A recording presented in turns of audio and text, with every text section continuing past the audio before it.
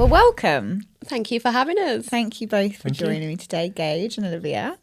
I am really excited for this pod.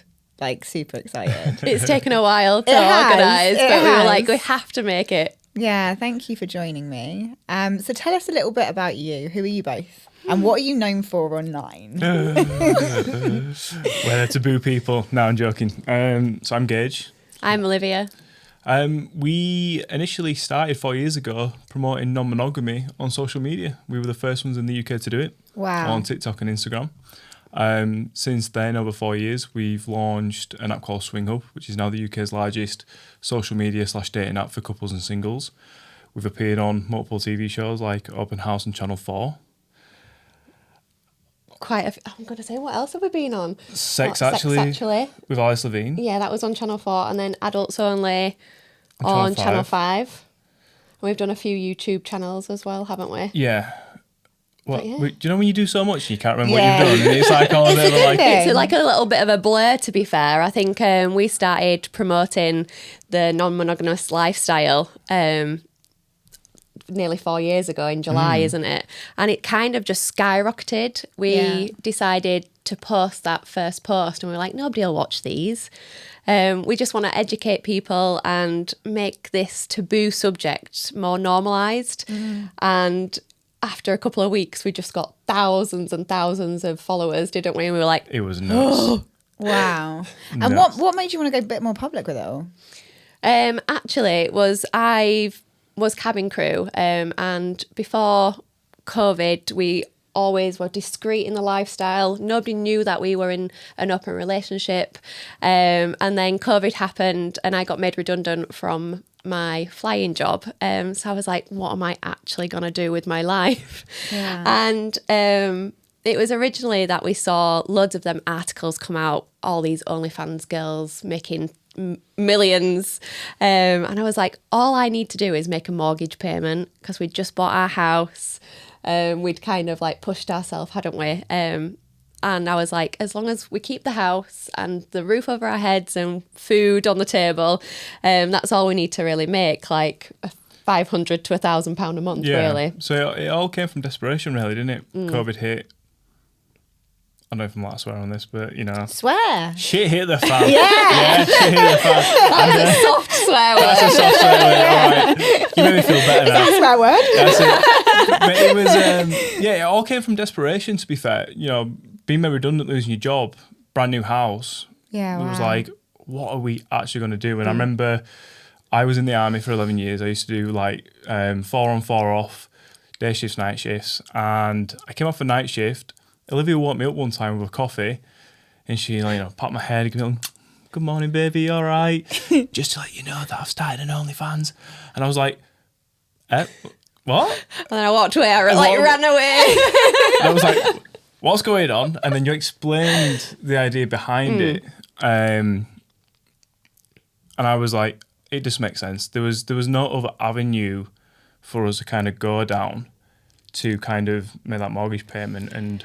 But it was kind of like, you said, if we're going to do it, we're going to do it properly. I want to market the shit out of it. I want to create you as a brand. I want to actually not be seedy with it. I want you to actually educate people of this lifestyle and how we're going to go about it. Like, can we talk about the relationship that we've got online? And you just did loads of research, didn't you? Yeah, I did. Yeah, I've always been a bit like a branding marketing geek. So when I did this research on it, like I had the knowledge, but I never put it into practice. And when you look on social media, I saw the Americans doing, promoting like non-monogamy, the swingers lifestyle, but it was seedy and it was very pushing it over to OnlyFans. And this is what we had the discussion, didn't we?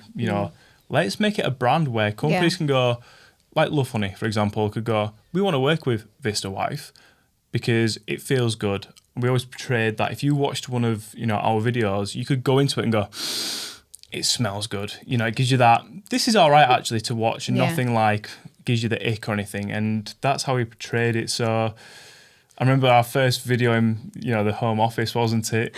It was, oh my God, it's so lighting. Cringy now that you watch it back. And I was like, all them old videos you need to just delete.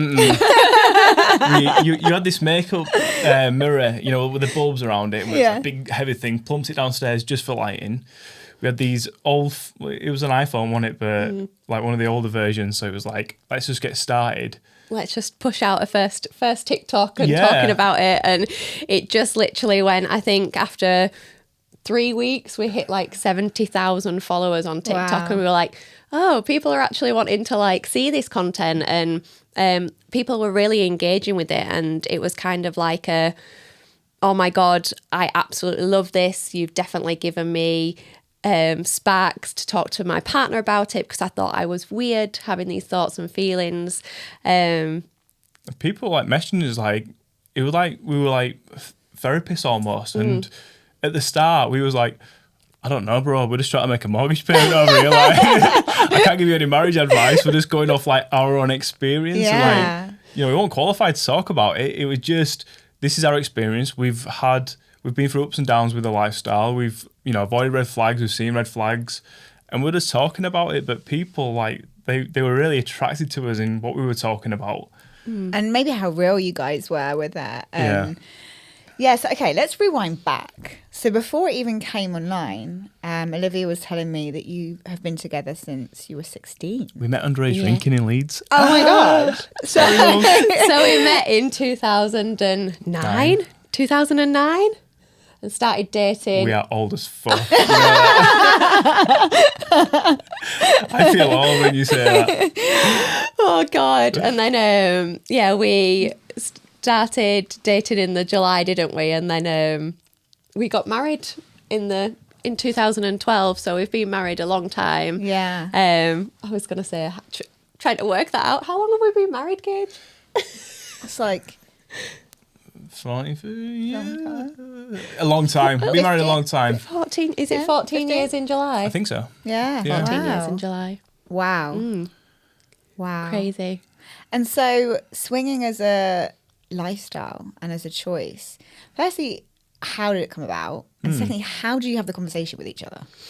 It's not something that you actually just bring up in the middle of like having your Middle dinner, of breakfast. middle of breakfast, having your dinner or something. But so we've always considered ourselves like dated vanillas.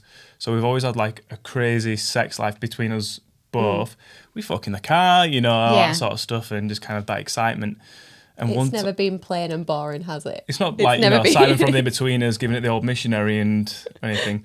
But we had this crazy sex session one time, and we're just doing a bit of pillow talk, just talking about sex, and the topic of porn came up. And I said to Olivia, like, do you watch porn? She's like, yeah. I'm like, okay, what kind? And she was like, I watch some lesbian porn. I'm like, okay. Good choice. All right, tell me some more. And then out of nowhere, she came out with this. I did have an experience with a girl one time before I met you, and that just absolutely changed my brain chemistry. And I was like, excuse me? Why didn't you tell me this before? I'm not kidding you. It was like my whole life flooded to my balls, and I was like, I just need to fuck you right now. Like, and it was just this connection thing that we just experienced, didn't we? Talking about past experiences and whatnot. We kind of did that for a while, though, didn't we? We kind of like just rid the wave of just talking about like past experiences and just talking about more of like introducing a girl into like our sex life, and until you brought it up at work, didn't you, about someone else? So I was. So you're like, we're like having a little conversation at work. Yeah. So it was kind of a 4 a.m. chat at work. I'm like, my wife had an experience with a woman, did it, and we were like talking about it. And this guy was like, have you tried this website? And I'm like, no, what's that? I'm not going to name it because it's not, yeah. The best. It's not the best. But I was like, no, what's that? And he told me about it. So a little bit of research. I could not wait to get home. Well, I got home about 6 a.m, like booted in like the bedroom door. Babes, guess what? There's a website out there. We can actually do it. Do you want to do it? I don't know if I'm sure I want to do it. Do you want to do it? I don't know. Should we do it? And in the website, it was actually like, it said swingers. And I was like, we're not swingers. Like, I'm not joining this website. I'm not a swinger. And he was like, just look. We'll just look. There's so many people on this website. Let's just put our pictures out there, get talking to some people. And I'm like, discreetly, by the way, it was like from the neck down. Yeah. yeah. And we hid in the shadows, didn't we, in the like corners for a little bit. And Yeah. And then our views changed, didn't they? Like, Yes. definitely. I was like, oh, I remember our first time that we met the other couple. Well, we couldn't find a single woman, could we? No. So single women in the lifestyle are called unicorns. They're rare and mythical. Like, they're not really around. Oh, really? Back in the day, now they're everywhere. But Okay. we couldn't find a single woman and kind of just get that chat going or anything, could we? No, so we decided our initial meet was with another couple. So that kind of just sparked everything, and we've never looked back since, have we? So what were you feeling on that day? Because from going to a woman to now another couple, Yeah. that's different. Yeah, Yeah. it was Right? never in the plan, was it, at all? Because we got a message from this couple and it was like, hey, we think we recognise a male, as in me and Olivia. And I'm like, holy shit, we've been caught out, Olivia. Like, we're going to have to like run away. We've got the fleet, move abroad, pack your suitcase. Like, I'm going to have to quit my job. Yeah. Like, does someone recognise me at work? Like, this is not good. This is not good a start to this lifestyle, like, But knowing someone. Yeah, the guy, I used to work with him. He used to work on my military base as a contractor, right? And he was actually a really cool guy and we used to speak all the time. Yeah. And I'm like, oh my God, I did not know that you'd be into this. He went, mate, this lifestyle's huge. He goes, until you peep behind that curtain, you don't even know. Yeah. And that made me feel comfortable because I knew he was a good guy straight Yeah. away. And then I said to you, I'm like, I'm open to this if you are. And you was like, yeah. But how do we feel? I think we still got like your grip marks on the door handle where you were so nervous and you were so scared to get out of the car. We pulled up in the drive and she was like, Gage, I can't do this. I'm like, Olivia, they're waving at us at the window. We can't reverse back right now. I was like, of course we can. Like, we don't have to do this. We can, like, just leave now. And you're like, just let's go in. It's only a drink. We're only meeting them. Yeah. And it just went so well, did our first experience. Wow. And so what do you think is this, like, you guys are tapping into what so many people feel, right? About swinging, about this lifestyle, the connotations, the pictures that people have of it. Where does this come from? Why do you think it's so taboo? It's probably from like, when you think about back in the 80s, 90s, early 2000s, we didn't have the internet, so we were all just kind of, oh, I've heard it's this, and it was all like word of mouth, dark, seedy, older people and all that sort of good stuff. And that's just kept on going and going. In reality, today, you know, apps like Swing Hub, I can show you right now on Who's Near Me and you will see everyone and everyone. And we capture a lot of younger couples over here at Swing Hub. And I think because information is getting out there, so through like social media, there's TV shows now, Open House on Channel 4. People watch that and they're like, I feel like that and that's what I want to do. And because the knowledge is there, it's becoming more, it's more accepted today than it was 10 years ago. Yeah. Yeah, and I do think it is because of the way that the whole world is navigating itself anyway. Like, a lot of people are talking more about sex and relationships and different types of relationships. And I think it's just becoming more and more accepted that people just live different lifestyles. And I think swinging was always classed as really seedy and disgusting. And I think we were always brought up to be monogamous and you choose one partner and it's your partner forever. It was the same as like, it was taboo to get divorced and things like that, I suppose. And Times change, all right? Yeah. I mean, is it even natural? No, Like- hey, listen, I will defend it to the day I die. We are not designed to be monogamous. at It's a all. construct. It is a construct, yeah, absolutely it is. It's kind of, if you were meant to find that one true love of your life, would you go through so many boyfriends to then get to the partner that you are with today? You're not. You know, the divorce rate now is hovering at like 45%. The second biggest reason is adultery. Yeah. And you kind of go, well, why is that? Because man's designed to plant the seed. That's what it is. You know, women do window shop. They look for the more, I hate the word, alpha male in that sense, and they kind of look for it. So me and Olivia, we've recognised this and gone, we're just human beings. it's animalistic, isn't it? It's animalistic, yeah. We do love each other. I don't want to be with anybody else. But do other people catch our eyes? Absolutely. Is it good that we can communicate openly and go, you know... She's hot. Yeah. He's hot. And we've put boundaries in place. Like, we can veto a meet that say, if Olivia's going on a meet, I can go, hey, I don't want you to do that. And she's like, that's cool. Because this is the main relationship, this is the marriage, and this is what we protect the most. We're just basically looking at curiosity going, is that going to be hot? Is it not? Yeah. And then just go for it, yeah. And sometimes I'm guessing it's fictitious in the mind, it's imaginative, and sometimes it's played out and real. And I think the imagination, if every monogamous couple were truly honest with themselves, they've definitely played something in their head. Yeah. So why not share it with the person that you love? Exactly. But I think people are just built and they're trained to not talk about sex with their partner. Like, people in relationships don't even tell them what they're wanting from their partner in the bedroom. They don't tell people, oh, I actually really like that and I didn't like that. They'll just have a relationship where they're not wanting to have sex, or because they're not enjoying it, because they're not doing the right things, and they won't even talk to their partner about it. I've got friends in vanilla marriages, and they have sex probably once every 2 months, and the guys are just like so frustrated. And they don't know the art of just communication. Just talking about what actually turns you on, because they don't talk about sex, and it's kind of, they get on this life treadmill. They get up, sort the kids out, school run, work. They finish work, they have dinner, kids go to bed, they'll watch TV, sleep. Yeah. That's it. Where's the time? And they don't take time out for themselves to just explore their own bodies or their own mindsets towards not even just sex, but they just don't take time out for themselves and go, what makes us happy? They just get on a life treadmill and it just keeps going and going and going until it goes wrong. And so do you know couples, you guys don't have kids? Yeah, You do? Yeah. Oh, wow. Yeah. Okay. So how does that work? Like do your kids know that you swing? How do you explain it? Yeah, so we raise our kids in a very sex positive household. We love this. We've got a 14-year-old and an 8-year-old.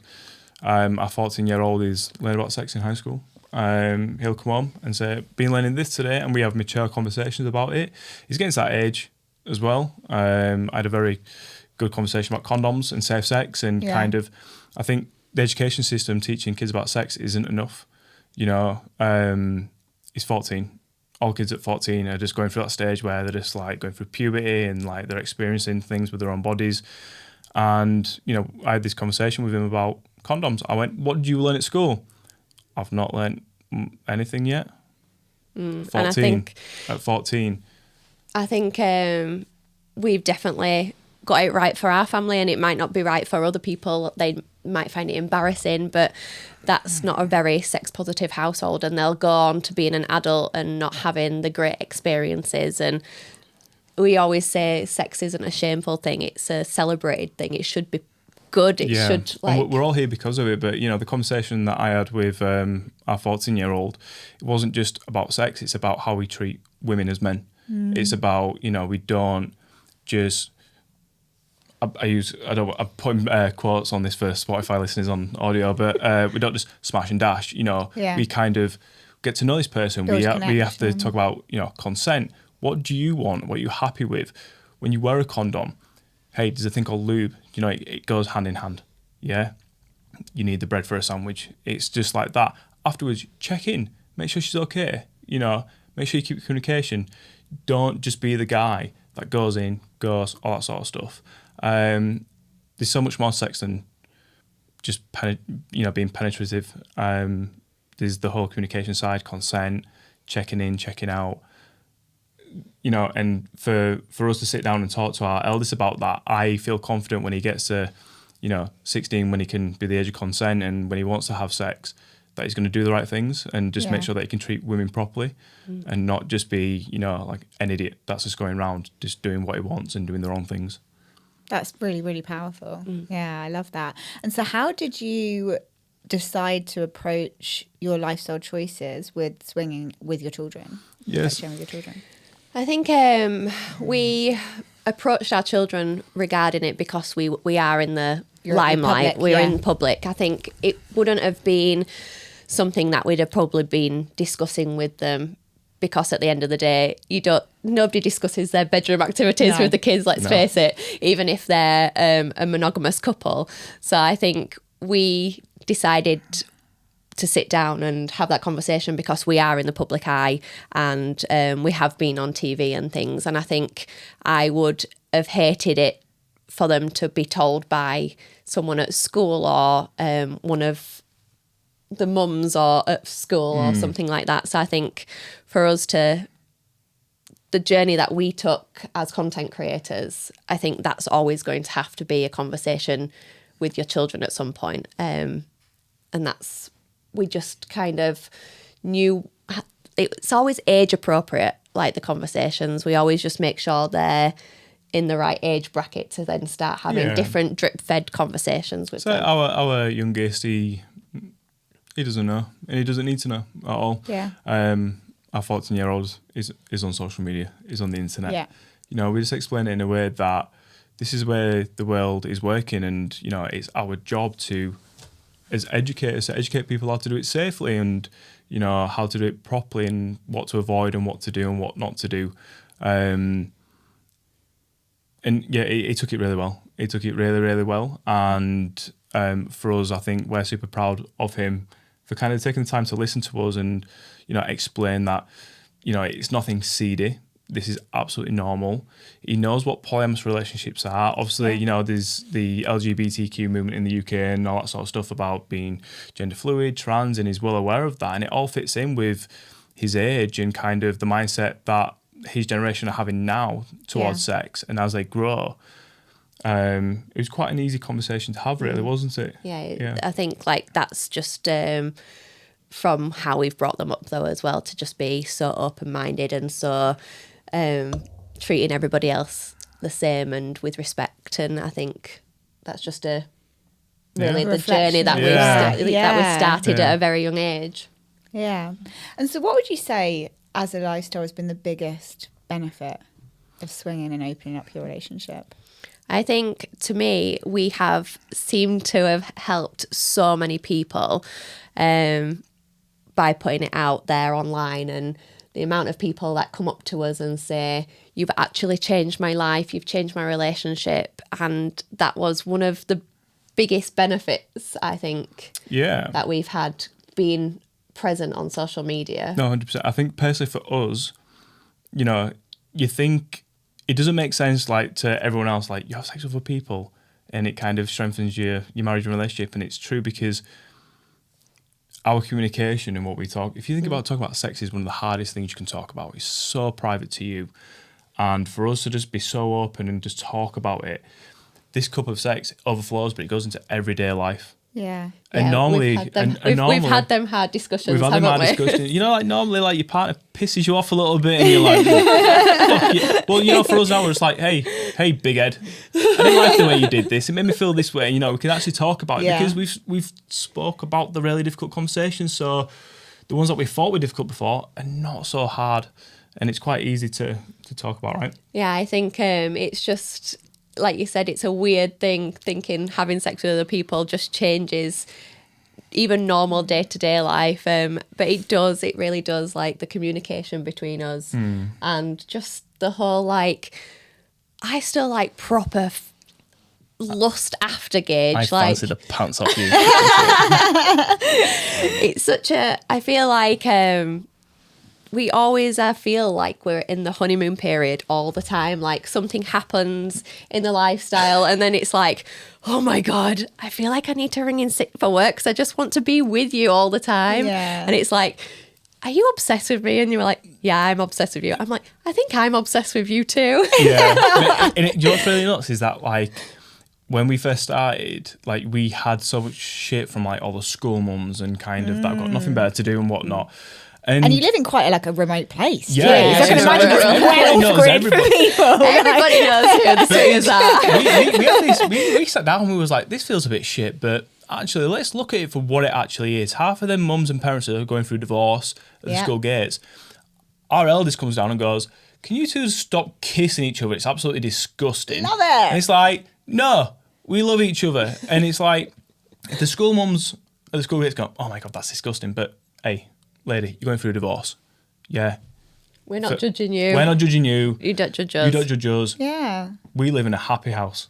And that's the, I'm not married, but I often reflect on my nephew, I don't have children either yet, but my nephew's like 2.5, and I often think about this. I'm like, what kind of model of relationship or love do I want to be showing him? Because children are learning through what we show them, not what we tell them. And like, to tell somebody, oh, you know, we're monogamous and it's this, and we're committed to each other, but to actually look and feel dead. Yeah. Is that what you want to be modelling to your children? No, exactly. No, definitely not. Baffling, You isn't might it? be together, but like I said, if it looks dead, what's happy about that? Yeah. You know, for me, I think it's, I grew up and my mum and dad wasn't like that whatsoever. It was kind of, like I said, it was, they were together, but they're divorced now anyway, but goes to show. They were together just for the children, and I know a lot of people do that. A lot of people are, but I think, you know, if I grew up and I saw my mum and dad absolutely just loving each other, kissing, hugging, just, you know, saying that they love each other, I think, I don't know, I think I'd be more aware to like what a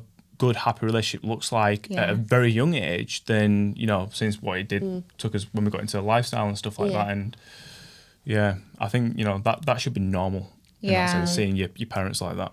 And so how many couples do you reckon you've had other experiences with? I've got a tally chart in my pocket. Let me just I think we might need to start having a little But tally is it chat. like really varied, or do you go back to the same couple, or? It's honestly really varied. A lot of people say, do you swing every week? Is it every day? Is it every weekend? And I think it all depends on what part of life we're in, really, isn't it? What we want to experience. Like, sometimes it's like, shall we just do couple swaps and clubs and orgies, or shall we just do you go off on your own, or is it just me going off on my own? And it's kind of like a mix of everything. It's never really set of what we So you've experienced loads of different kinds of experiences. Wow. Well, sex is a spectrum, isn't it? It's not just one thing. So I think for us, when you say like basically how many other people have slept with, it all comes on like opportunities as well. There's been times where there's been like, it's got 6 months and nothing's happened because we've just been busy with work and like family and just kind of just me and you. And then we might have a free weekend or an event might pop up, and then we're like, hey, we fancy that. And then you might see somebody there, and it's never ever a guarantee. So it's not like we're actively hunting every weekend. Right, who's next? On the tubes, like, who's my We've next only one? had one person this week. We need more. So just like normal attraction Yeah. and normal dating, it's when you feel that connection, when you're in that space, when you're... If you kind of like think about it as if you're single and you're like, actually, I want to concentrate on myself and I'm just taking a step back from the dating scene. That's a bit like us. Like, we're like, oh, work's been really busy. We've been left, right and centre with like family and friends and events. And it's like, actually, shall we take a bit of a step back and we'll just concentrate on us? And it's all just varied of what we're actually getting up to that month or that 6 months. And it's kind of just whatever, like the opportunities. And if somebody doesn't tickle your pickle at an event or a club, you're like, well, take it or leave it kind of thing. It's not, we don't do it for like, we don't need to do it. And we just want to do it. So it's just finding the right fit. Yeah. And so you said you've had loads of different varied experiences. I know people in the swinging world and in relationship world in general talk a lot about boundaries and and finding your boundaries and having the good communication and open communication with it. How do you do that with a lot of varied experiences? And have there been any experiences that have been a real boundary cross and maybe had a negative impact? Yeah. So we, this is the thing, this is what's really good about the lifestyle. Communication. You know, if we meet another couple, single, whatever, it's straight black and white. Hey, what are your boundaries? You know, it's kind of like, I don't like my hair pulled. I don't like being choked. I don't like being spanked. I don't like it rough, soft, whatever. And you go, that is cool, and I'm going to remember that. It's not a, let's dive in and see what we can touch on boundaries and whatnot. And we said that, we go, listen, it's safe sex. Let's wear protection. Make sure you use lube. Olivia's always like, I need skin condoms. I'm allergic to latex. Great. Yeah, I think it's always the initial conversation, isn't it? It's kind of like a lot of the time, if you are meeting someone, it's having a little WhatsApp group, and if you're meeting another couple, it's all 4 of us in there, just like, and then your wants and needs and what you want to experience from that meet. But if it is at a club and we haven't really met them before, it is just having a, right, guys, what is like where we're at before we start heading into the playrooms. And it's just normal. Like, everybody is so open about talking about what they want in the lifestyle. And I think if you don't talk about it, you'll then have a really bad experience. Yeah. And so, like, have you ever had experiences where you've been worried about, like, either of you, like, almost falling for somebody else or being drawn away from your core? Like, Gage is like, absolutely no. Yeah.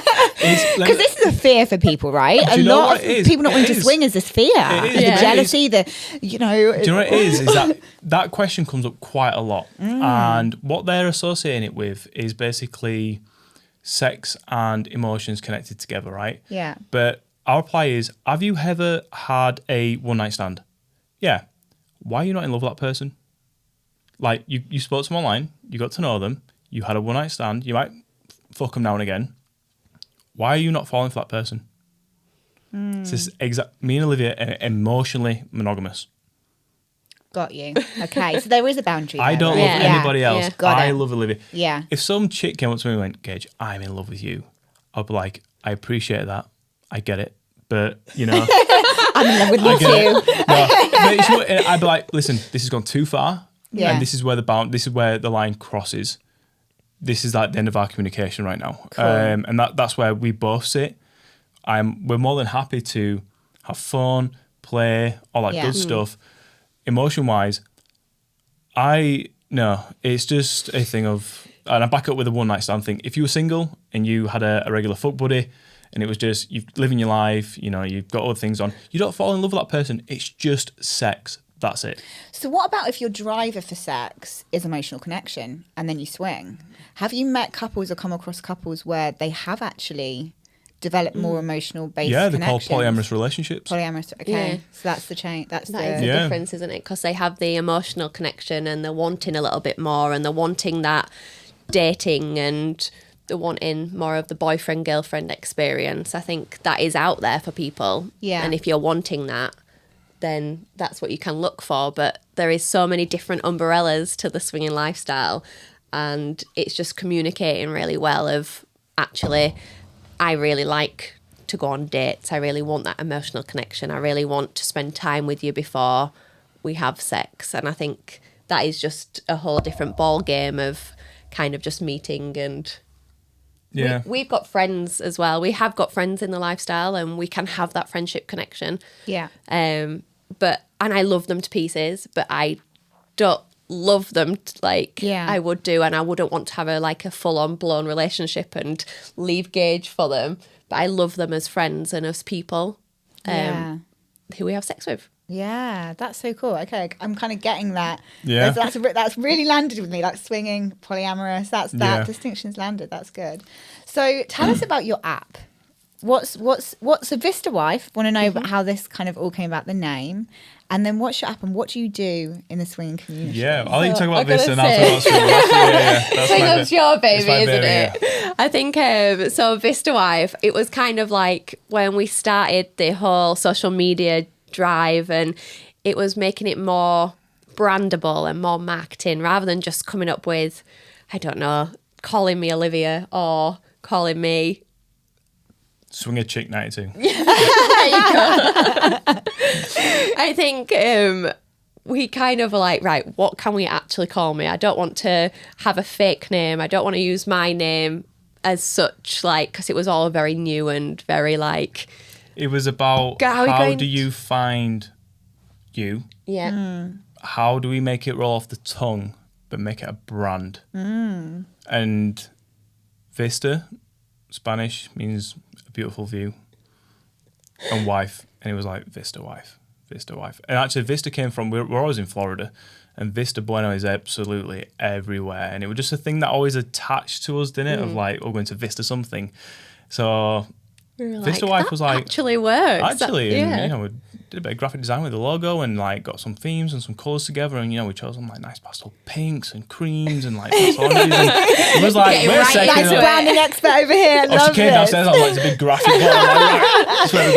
This is We're where going we're in, going. baby. Yeah, but you know, it's for us, like, we are attention to detail. Yeah. And for us, it wasn't just about the name. It was, what does Olivia wear? What's the setting of the video? How do we make this feel good? It wasn't just about giving people knowledge via video. It's how do we want these people to feel when they watch it? Everything down to the music. So we put a bit of nostalgia music. You know, the thing that you kind of got to sing, you know, this can be, but it's like that connecting with the education stuff, seeing Olivia dressed really nicely in a really nice background. What's he going to spell? It gives you a really good green flag, right? And that's what we've paid attention to from the beginning.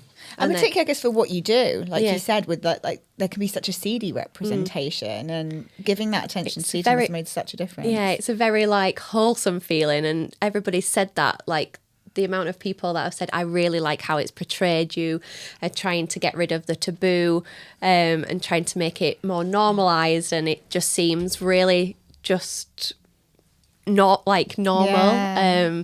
And everybody said how you taking off the stain mark really of like swinging, and people are really proud to be a swinger, and I think it's definitely changed people's mindsets, the way that we've represented the community basically. That's amazing. And so then, Swing Hub. yeah. Swing Hub came around. Okay, so we did very well through the Vista platform, and for us it was, we need to invest. So the biggest, so our mindsets have always been, let's find, it's like any business that, you know, makes it big. Find problems, fix it. Yeah. In the lifestyle, biggest problem was websites, how people met. And this was one website that everybody used, full of fake accounts, catfishes, people, you know, screenshotting of people's photos, calling them out to friends and family. It was like, we need to do something about this. So but I want to give you the long story short, because this could be another podcast for everything. We created Swing Hub, and Swing Hub, we wanted it to be an app because we want the life to be more modernised. It's a startup. It's been around 18 months, and it's quickly become the UK's largest like social media dating app. Amazing. We safety features wise, safety for us is super important. We have got a partnership with a company called offenders.org.uk. So if you've got a sexual historic crime or current crime, you have to, everyone's verified. So you can't have, you know, a guy pretend to be a female because it all runs through AI, scans your face, but it cross-references with this database. And if it matches, guess what? Authority is going to be known, and probably, you know, on your license. You're not meant to be on it. We've taken down 9 so far. I was going to ask you that. Wow. Yeah. That's epic. Which leads us to a question of like, what are other companies doing to protect their users? And, you know, you can't screenshot on ours, but you can find like events. You can find events that you want to go to, clubs up and down the UK. And if I could explain it in one way, it's Facebook for the lifestyle. You know, you've got a feed, you've got people posting on. I'm going to show you afterwards. Yeah. In fact, I'm going to show you now on the podcast, and I can get you out. Is that all right? Yeah. And I think it was, we kind of just put everything that, we made it for us realistically. Yeah.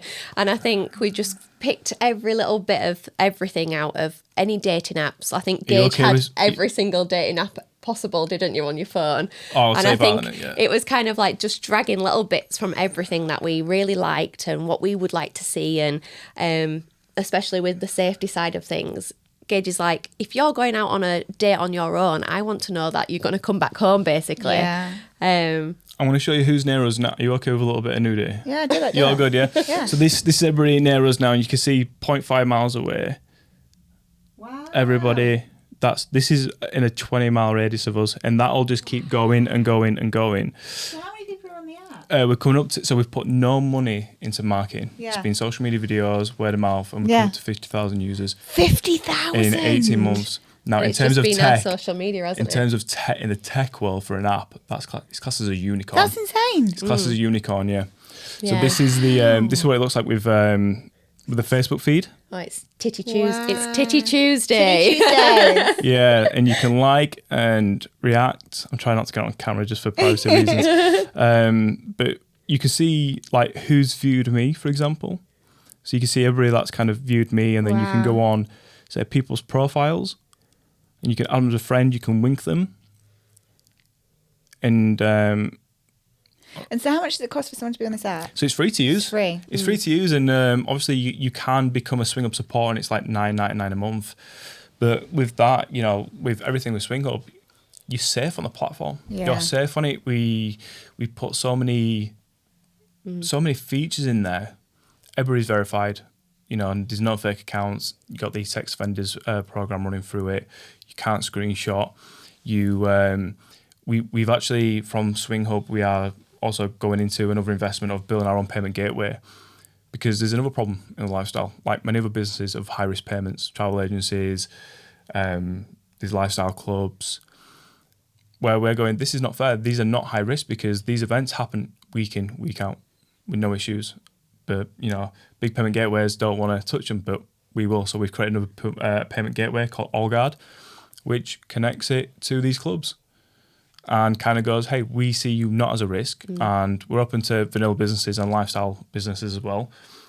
We are 95% there, just need to beta test everything and then we're good to go. That's epic. Yeah. But it's just everything that we're trying to do is just making it just normal, and it giving someone like opportunities to like have their lifestyle journey, and it being safe and being able to do it properly and securely and actually have a really great lifestyle experience rather than have them red flags and being like, oh my God, we shouldn't have done that. I think everything that we've done, the social media, built the app, and everything that we are doing, it's just to make sure that people in the lifestyle who are coming into the lifestyle have a safe and amazing experience and journey. And what have been maybe some of the times where that hasn't happened, or the challenges that you might have come across in your time of... Do you know one thing I'm really proud of with me and Olivia is we've not had, I'd say, a bad experience, because one rule that we teach everybody is take your freaking time. Yeah. And if it doesn't feel right, if it feels wrong in your gut, don't do it. Don't do it. And we've always been the ones to kind of take it easy.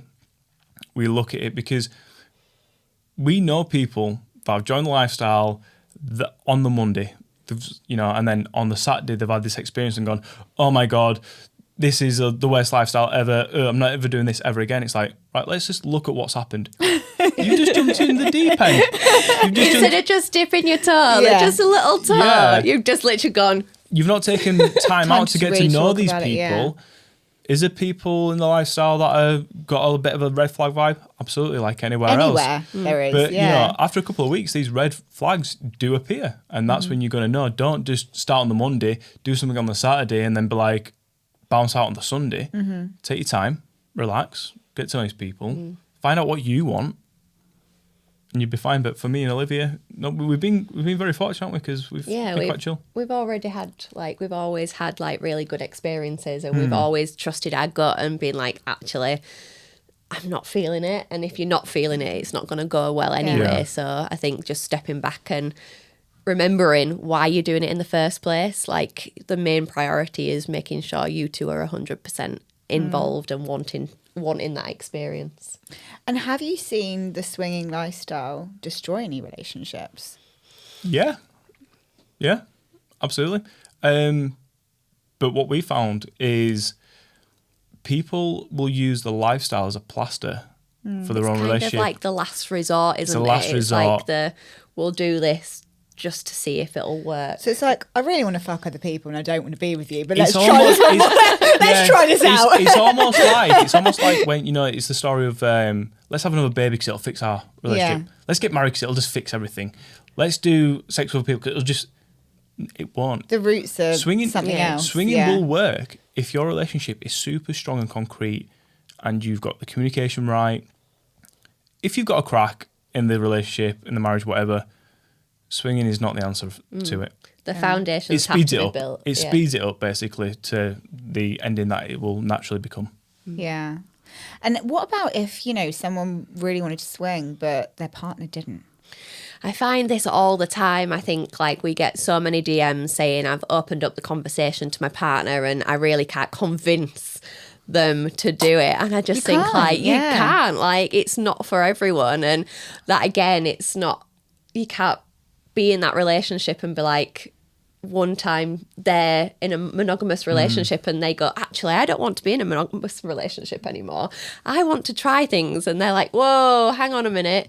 And I think having that conversation, and if it doesn't progress, and that's the way that it is, you can't convince anyone to do anything. The best ones are, I've had a few DMs from guys like, Gage, help me out, bro.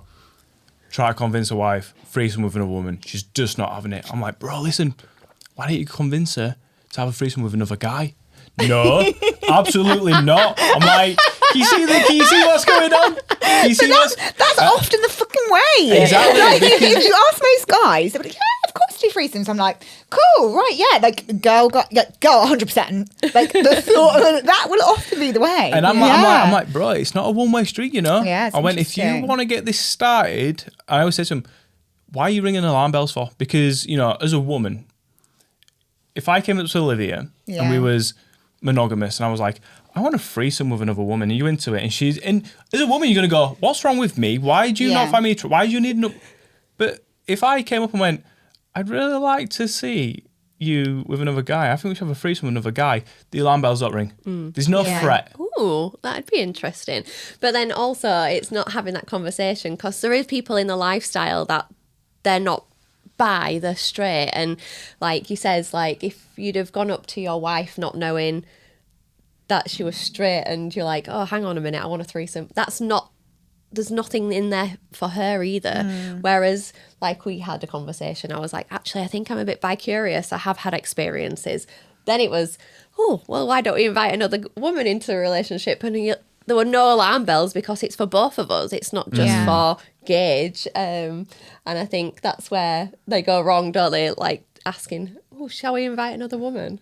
What is it? And I guess maybe part of it, like you've both said, like, talking about past experiences, because I think a lot of people don't do it enough. But when you do, you start to learn what another person really likes. And I guess maybe I just have a lot of open friends, but most of my friends, we've all had experiences with women, right? And I think a lot of women have. Yeah. Like, I don't know, correct me if I'm wrong with that. but it's like, if you actually ask those questions rather than stating what you want, I want this, well, why not find out what she's done before? What does really she want? got Yeah, her, what does he want? Yeah, it's, we always say maybe sit down and watch like TV programs like Open House, and maybe watch a swingers program, anything. Well, there's some choice programs that was made a long time ago. Maybe watch some newer programs. And I think, like, watching them and be like, sit down, say, like, when a new program comes out, and be like, oh, shall we watch it? And then gauge where your partner is at, and be like, oh, what do you think of that? Oh, this is really interesting. Be really open and have that conversation, and you can kind of gauge from there where they're at and if they're open to, like, talking about it. And so what is Open House? Because you've been on 2 series now. We have, season 3. This Friday as well, Friday the 9th. Friday. Open House is on Channel 4. It's made by Firecracker, and we got invited to audition, basically, to be on the show. Gosh, how many years ago? It was 2022. No, so you kind of blown up online, and then they said they'd seen that we were in an open relationship and we'd be amazing as residents. And what happens is, it's a house where there's a group of residents all in open relationships, all swingers and polyamorous and kind of already in the lifestyle. And then they invite guests in who want to experience it for maybe the first time. And there's a sex therapist there, and they talk about what they're wanting out of the experience and what their journey was to bring them there. And then they kind of like organise like little socials and dates, and they'll do like little tasks of, I want you to speak to 3 different couples, for instance, and then you get the opportunity to maybe take it further, and it's just a really good experience, and for them to kind of navigate it, but on TV, basically. Wow. Which I if we were doing the lifestyle first time round, I don't have the balls to do it. Would you have actually gone Definitely on TV? Not. 100% not. You wouldn't have done it right. Can you imagine being so really, really new and not have done anything? You just admire them to come on and do it on TV. But then again, it's kind of, they do this in a secure environment. You know, there's a sex therapist there. There's us that can give them our own experiences. If you watch season 2, the last episode, it's me and Olivia, Ben and Nicole. And you get to see that moment of connection and that adrenaline rush, but that love for each other. But you don't see it normally because you play and you kind of go, thanks for your time, great, cheers. Yeah. Stay in touch. And then you have that. But see it on TV, Ben and Nicole, we walked away and we was like, guys, you are amazing. We love you. Let's catch up another time. And we left. Ben and Nicole was like,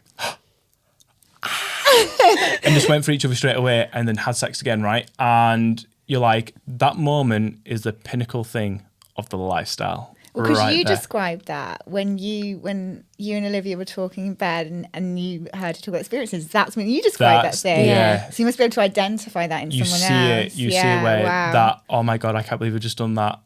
I fucking love you. There's another level of love. Why is this happening? What? It's a very... Let me crawl inside your body. I can't, but come here. You know, I didn't want to go to work for a week. You didn't want to go anywhere. We were just... I think and every time we've have a new experience or like any other experience, it's kind of like that initial feeling again, isn't it? And you just can't explain the feeling at all unless you've actually experienced it. We don't swing just to fuck other people. Yeah. We swing for to deepen us. The bond. That's the best part of the lifestyle. Not playing with people. Effect. The best part is me and Olivia afterwards. The emotional drive that we have for each other. That's the hook of what we do. Yeah. It's like the obsession, isn't it, for each other? That's really powerful. Yeah. I know that when I've spoken to other friends who've swung, they've had a different thing. They've been like, I can't do it when I'm in a relationship. They don't know how. They haven't had that same experience. They've almost only swung when they've been single. Yeah. It's about, I think, also like people get into relationships and they want to swing, but it's also about someone needs to show you. Do you know what it is? We don't get taught how to communicate in relationships. Yeah. You just meet somebody and you go, you're all right. Do you want to stick around? Should we just put a ring on our fingers and just live together and have a big party for the rest of our lives? Yeah.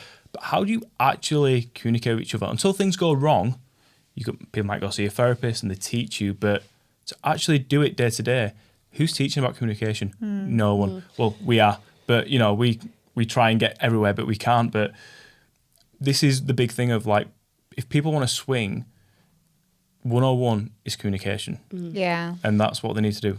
Learn it. I think as well, like you said, like they've swung on as being a single, but it's like navigating it together as well. And it's kind of like one thing might work for us, but it might not work for someone else. Everybody's got such a different spectrum.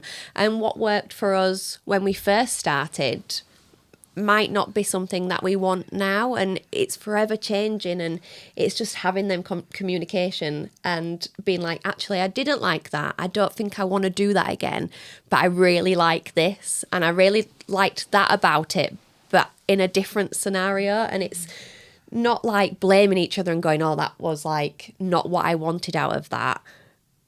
It's kind of like just learning from each journey. It's about being emotionally mature, right? Yeah. We do this thing, we put our corporate hat on if we've got like a bit of a disagreement, and we pretend that we're in a business meeting. You don't raise your voice in a business meeting. You know, you project how you feel, your views and opinions, and you listen to that. Hey, I'll put my cap on for the audio listeners. If it were an example, I'd put my hand and I'd be like, babe, listen, I didn't like the way you was touching that guy. It felt very romantic. I don't know how and why I feel like this, but something just sparked and I want to talk about it. Cool.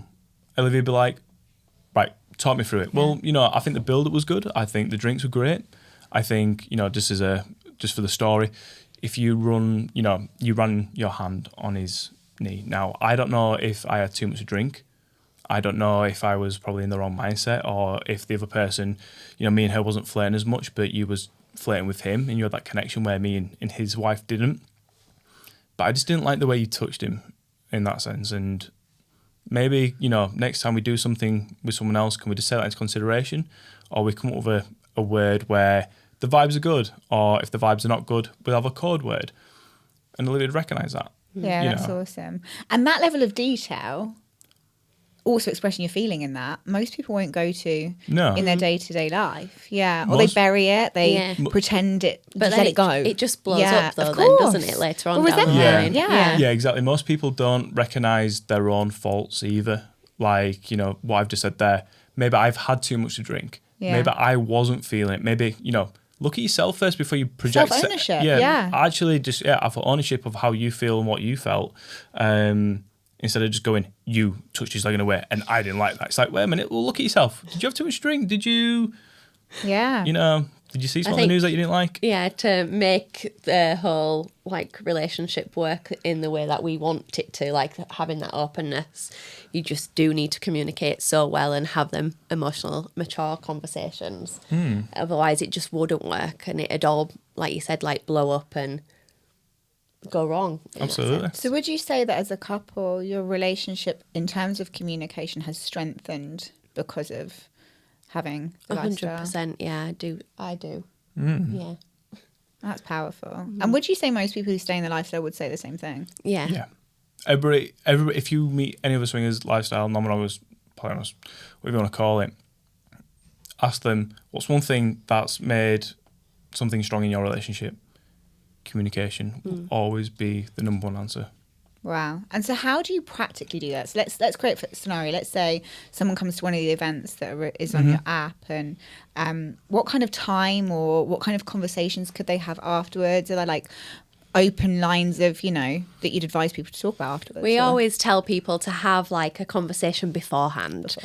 Have like in the car, what do you expect from the night, what you're looking for, like have you spoken to anybody on the group chat, have you especially because like sorry we've had people before going, went to this event, didn't do anything, absolutely disappointed, and you're like, cool bro, like, so did you join the group chat? In the corner. Yeah, you stand in the corner with your drink. Did you communicate to anyone? Did you communicate to anyone? Did you join the group chat and say, look, no, why would I do? Well, 80% of doing anything at an event is talking to people in the group chat. You don't want to go to someone random. I was like, we're all human. You can talk to a random stranger. I think, like you said, like you don't have much time at a club to like get to know people like then and there, because it starts at maybe 8 and then people start to dress down in their lingerie at 11. So you've not got much time to like start them conversations and work the room basically. So I think having that initial conversation between your partner as you go into the event and just having like a pre-brief, and then like you said, like we have a little brief in the middle of an event as well, like we're like, how are you feeling, who are you feeling, like have you spoke to anybody that's tickling your pickle, what do you want to do moving forward. We have like little secret hand gestures when we're talking to people, don't we? But we want Freemasons, honestly. It's like giving all the signs. We won't give them away though, because I feel like we've given a lot of ours away. We would give our old ones away because we spoke about them on our podcast as well, didn't we? So it'd be things like, Olivia doesn't like lemonade, but you know, I'm like, babe, do you want a drink? She's like, yeah, can I have a lemonade? Knowing in that situation, the couple that we're talking to, they're not for us, and I'll recognise. I'm like, oh, they've actually got Diet Coke behind the bar. If you want, just if I would genuinely go into the bar for a drink. Yeah. But that's how we kind of navigate it. If we're in a situation, say if you're in a group play orgy situation, Olivia's submissive as well. You won't think it, right? But you know, when she's in the bedroom, she's quite submissive. But to come to me and go, Gage, babe, can you get me a lemonade, please? I'm like, yeah, cool. Do you just want to come to the bar with me? Because I'm going to get a few more drinks. It's just getting her out of that situation, then to go, what did you not like about that? Well, I didn't like this guy. He was getting a bit close. He didn't touch me, but I just didn't want to be in that environment. Cool, we're here now. Do you want me to go say anything? No, we're cool. I'm happy. We're great. Good. And that's how we kind of navigate it, because it's kind of like, I think you need to realise if you're in a situation, will you feel comfortable to go, stop, basically? And I've always said that I probably wouldn't be, but when I say, Gage, I'm really thirsty, Gage, can I have a lemonade?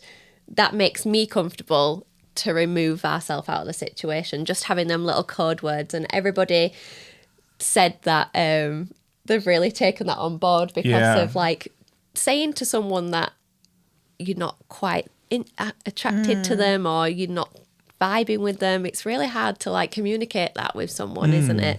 Without trying to offend them. Or... No, well, I'm very black and white. I'll tell you, get the fuck out my face. And I'm quite direct. I'm quite direct. Yeah, I'm quite direct. But there's a lot. Like, no, thank you. Yeah, you're giving me the ick. Get away. But there's a lot of women out there that are quite submissive and do struggle to go. Yeah, I'm okay, thank you. So they do rely on the partner, and that's what. Hey, it works for us. Powerful. It works for us, and we always say this: we're a team. You know, we are a team. We're going this together. We come out of it together. We always said if one of us one day turned around and went, do you know what? This ain't for me anymore. Guess what? It's both not for us because we're a team. It's not one in for all or anything. So, and like we've said before, it's not something that we need to do. It's something that we enjoy doing together. Yeah. And it's not. It doesn't make our relationship like the be all and end all. It's not the be all and end all to our relationship. It's just an added little extra bonus. Yeah. And now you're helping other people with it too. Yeah. So you kind of... I don't know how it's happened. I really don't. Like 50,000 people. Just nuts. Yeah. So my last question, what is it with pineapples?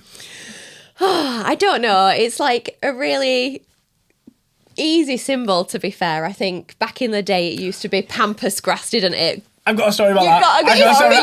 Put it in the gardens or something. Right, listen. You knew this was coming. I knew this. I'm so glad you brought this up. Right, let me sit up for this one. So we went to a social event. It was a swing up social event. Yeah. Somebody organised it up in Preston. I'm outside and this guy's talking to me. He's like, Gage, appreciate the app, love what you do. You know, you're making it more modernised. I'm like, it's all good. I went, how long have you been in the lifestyle? He went, before the internet, basically. I'm like, all right. I'm like, you've got my attention. What did you have to do to meet other couples and whatnot? He went, well, pampas grass was a thing in the front garden. I was like, I can't believe pampas grass was a thing. People would pampas grass. You'd have to go up to their door, knock on the door and go, hey, are you swingers? And if there were, he'd have a black book and he'd go, well, just get your name for events and stuff. And then when they have parties, he used to call them up and be like, there's a party at X, Y, and Z. And that's how they used to like do business. Wow. The balls to go on, to walk up somebody's drive, knock on the door to ask them if they're a swinger. And I was like, have you had any times where they've turned around and gone, no? He went, mate, I've had to run away a few times. Like, the guy's come out with a hammer. Like, you cheeky bro. I just think like, and then I think pampas grass is now like used for interior design, and it grows everywhere in England, doesn't it? It's in everybody's garden. It was really like... Yeah. And I think people kind of thought, well, what else can we show like discreetly? And if you know kind of situation. And I think, I don't know where it came from. Well, it's the pineapple is actually a symbol for like hospitality as well. And so, our lot just went, that's nice. Let's turn it upside down to resemble the swinging lifestyle. So it's actually the upside down pineapple. Yeah.